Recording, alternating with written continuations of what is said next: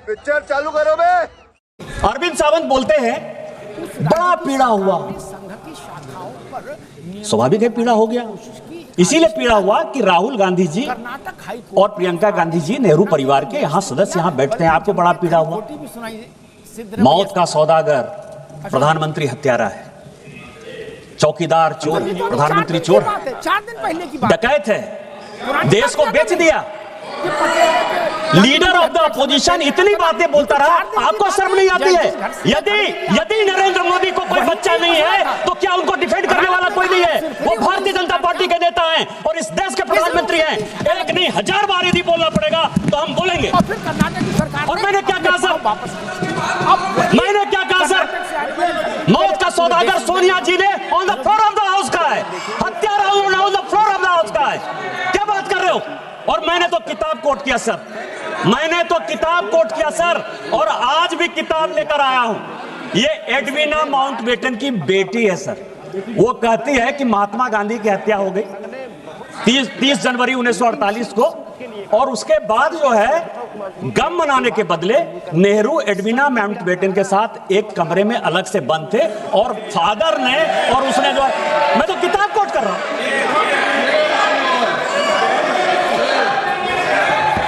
मैं उनकी बेटी का किताब है सर।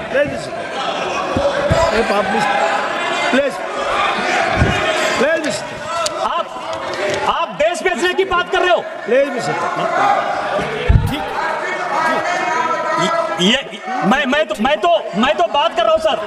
स्पीकर सर 17 आदमी को, मैं अब इतिहास की कहते हैं आपने कोई जो है उसका गारंटी नहीं लिया है। नेहरू जी देश के पहले प्रधानमंत्री थे, राहुल गांधी और प्रियंका गांधी के रिश्तेदार होंगे, लेकिन देश के पहले प्रधानमंत्री को कोट करने का अधिकार, उनके गलतियों को बताने का अधिकार मेरा है।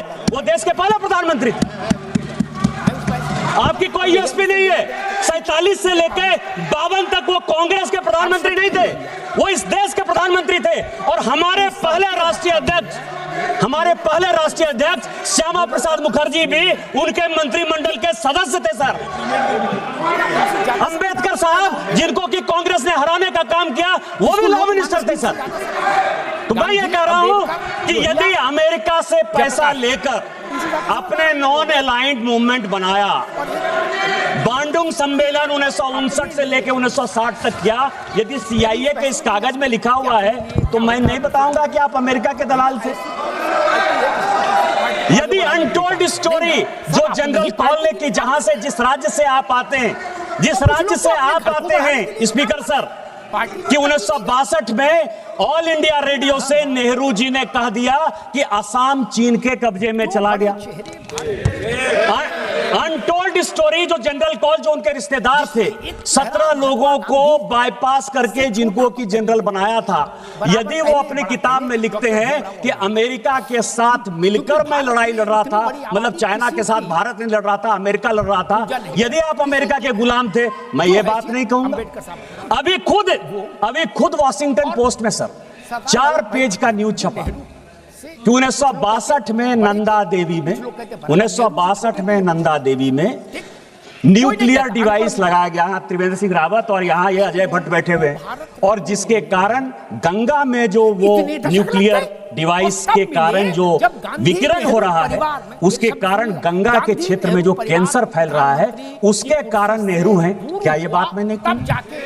1962 में यदि उड़ीसा का चरबटिया एयरपोर्ट आप अमेरिका को बेस यूज करने के लिए दे देते हैं, तो क्या अमेरिका की आप दलाली कर रहे थे? ये बात मैंने की। ये सब तो इतिहास है, मैं तो इतिहास की बात कर रहा हूं।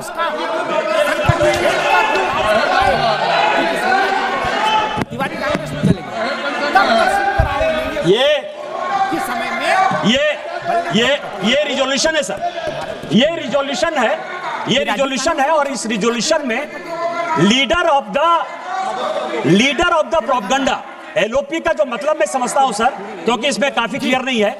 लीडर ऑफ द प्रोपगंडा, जब एक इग्नोरेंट आदमी एरोगेंस का शिकार हो जाए, तो हमारे हिंदी में एक कहावत है कि फटा पोस्टर निकला हीरो। फटा पोस्टर निकला हीरो।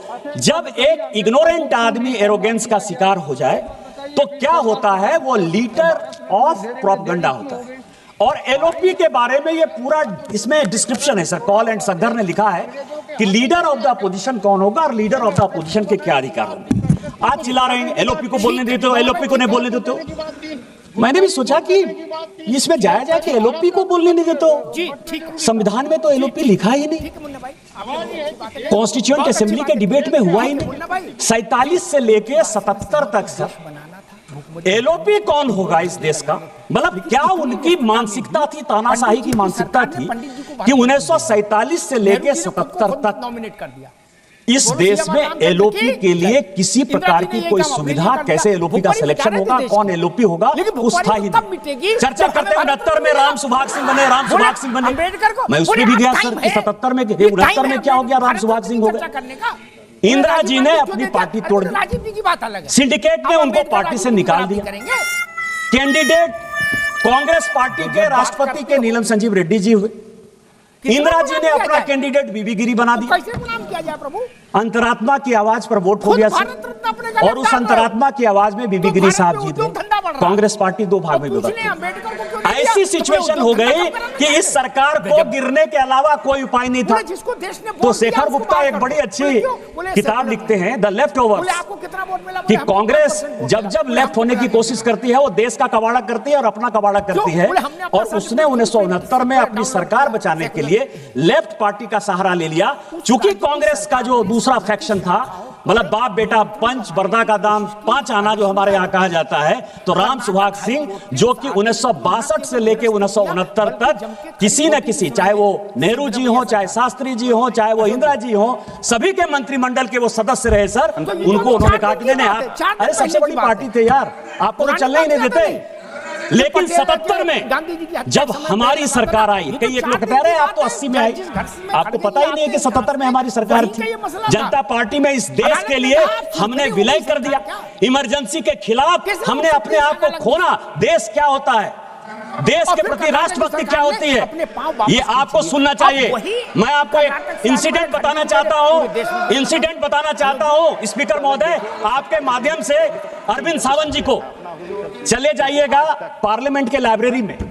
1969 में एक क्वेश्चन है कि बाला साहब ठाकरे ने गोली क्यों चलाई और उस गोली के लिए बाला साहब ठाकरे का रिवॉल्वर का लाइसेंस क्यों नहीं निरस्त कर दिया जाए।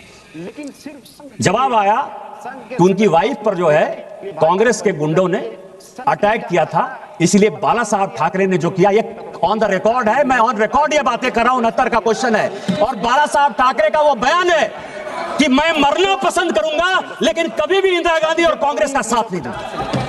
क्या बात कर रहे हैं? मजा आया, और मैं ये जो मजा है हिंदुस्तान के हर व्यक्ति को देना चाहता हूं।